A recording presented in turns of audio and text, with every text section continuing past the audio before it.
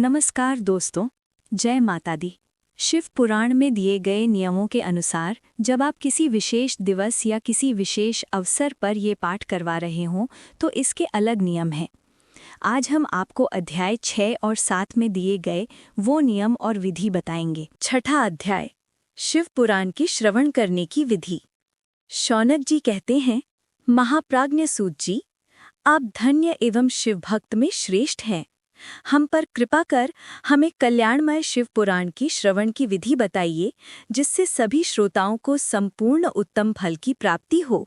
सूत जी ने कहा, मुने शौनक, तुम्हें संपूर्ण फल की प्राप्ति के लिए मैं शिव पुराण की विधि सविस्तार बताता हूँ। सर्वप्रथम किसी ज्योतिष को बुलाकर दान से संतुष्ट कर उससे कथा का शुभ मुहूर्त निकलवाना चाहिए और उसकी सूचना का संदेश सभी लोगों तक पहुंचाना चाहिए कि हमारे यहाँ शिव पुराण की कथा होने वाली है। अपने कल्याण की इच्छा रखने वालों को इसे सुनने अवश्य पधारना चाहिए। देश देश में जो भी भगवान शिव के भक्त हों तथा शिव कथा के कीर्तन और श्रवण के उत्सुक हों, उन सभी को आदरपूर्वक बुलाना चाहिए और उनका आदर सत्कार करना चाहिए। शिव पुराण सुनने के लिए मंदिर, तीर्थ, वन प्रांत अथवा घर में ही उत्तम स्थान का निर्माण करना चाहिए। केले के खम्भों से सुशोभित कथा मंडप तैयार कराएं।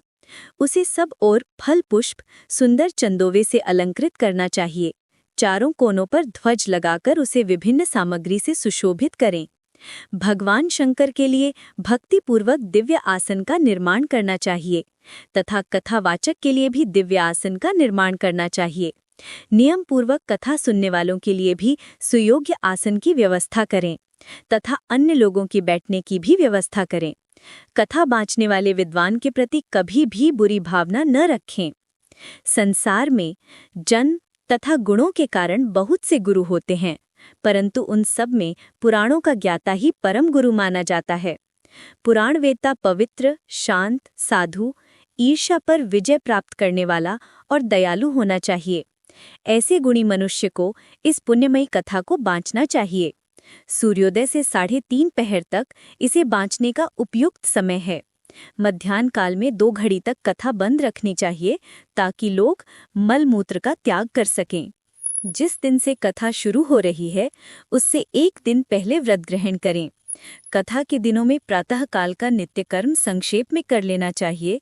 वक्ता के पास उसकी सहायता हेतु एक विद्वान व्यक्ति को बैठाना चाहिए जो कि सब प्रकार के संशयों को दूर कर लोगों को समझाने में कुशल हो। कथा में आने वाले विघ्नों को दूर करने के लिए सर्वप्रथम गणेश जी का पूजन करना चाहिए। भगवान शिव व शिव पुराण की भक्तिभाव से पूजा करें। तत्पश्चात श्रोता तन मन से शुद्ध होकर आदरपूर्वक शिव पुराण की कथा सुने। जो वक्ता और श्रोता अनेक प्रकार के कर्मों से भटक रहे हैं, काम आदि 6 विकारों से युक्त हैं, वे पुण्य के भागी नहीं हो सकते। जो मनुष्य अपनी सभी चिंताओं को भूलकर कथा में मन लगाते हैं, उन शुद्ध बुद्धि मनुष्यों को उत्तम फल की प्राप्ति होती है। 7वां अध्याय, श्रोताओं द्वारा पालन किए जाने वाले नियम। सूत जी बोले, शौनक, शिव पुराण सुनने का व्रत लेने वाले पुरुषों के लिए जो नियम है उन्हें भक्तिपूर्वक सुनो। शिव पुराण की पुण्यमयी कथा नियम पूर्वक सुनने से बिना किसी विघ्न बाधा के उत्तम फल की प्राप्ति होती है। दीक्षा रहित मनुष्य को कथा सुनने का अधिकार नहीं है, अतः पहले वक्ता से दीक्षा ग्रहण करनी चाहिए। नियम पूर्वक कथा सुनने वाले मनुष्य को ब्रह्मचर्य का अच्छी तरह से पालन करना चाहिए। उसे भूमि पर सोना चाहिए, पत्तल में खाना चाहिए तथा कथा समाप्त होने पर ही अन्न ग्रहण करना चाहिए। समर्थ मनुष्य को शुद्ध भाव से शिव पुराण की कथा की समाप्ति तक उपवास रखना चाहिए और एक ही बार भोजन करना चाहिए। गरिष्ठ अन्न, दाल, जला अन्न, सेम, मसूर और बासी अन्न नहीं खाना चाहिए। जिसने कथा का व्रत ले रखा हो उसे प्याज, लहसुन, हींग, गाजर, मादक वस्तुओं और आमिष कही जाने वाली वस्तुओं का त्याग कर देना चाहिए। ऐसा मनुष्य प्रतिदिन सत्य, शौच, दया, मौन, सरलता, विनय तथा हार्दिक उदारता आदि सद्गुणों को अपनाए और साधु संतों की निंदा का त्याग कर नियम पूर्वक कथा सुने। सकाम मनुष्य इस कथा के प्रभाव से अपनी अभीष्ट कामना प्राप्त करता है और निष्काम मोक्ष प्राप्त करता है। सभी स्त्री पुरुषों को विधि विधान से शिव पुराण की उत्तम कथा सुननी चाहिए। महर्षि, शिव पुराण की समाप्ति पर श्रोताओं को भक्ति पूर्वक भगवान शिव की पूजा की तरह पुराण पुस्तक की भी पूजा करनी चाहिए और इसके पश्चात विधि पूर्वक वक्ता का भी पूजन करना चाहिए। पुस्तक को रखने के लिए नया और सुंदर बस्ता बनाएं। पुस्तक व वक्ता की पूजा के उपरांत वक्ता की सहायता हेतु बुलाए गए पंडित का भी सत्कार करें। कथा में पधारे अन्य ब्राह्मणों को भी अन्न धन का दान दें। गीत, वाद्य और नृत्य से उत्सव को महान बनाएं। विरक्त मनुष्य को कथा समाप्ति पर गीता का पाठ करना चाहिए और गृहस्थ को श्रवण कर्म की शांति हेतु होम करना चाहिए। होम रुद्र संहिता के श्लोकों द्वारा अथवा गायत्री मंत्र के द्वारा करें। यदि हवन करने में असमर्थ हैं तो भक्तिपूर्वक शिव सहस्त्र नाम का पाठ करें। कथा श्रवण संबंधी व्रत की पूर्णता के लिए शहद से बनी खीर का भोजन 11 ब्राह्मणों को कराकर उन्हें दक्षिणा दें। समृद्ध मनुष्य 3 तोले सोने का एक सुंदर सिंहासन बनाए।